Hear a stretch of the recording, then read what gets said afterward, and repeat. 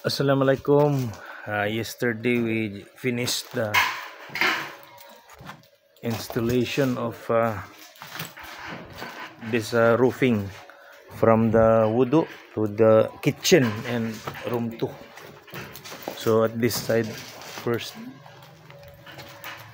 So the dining is not yet, and then we are doing the sanipa.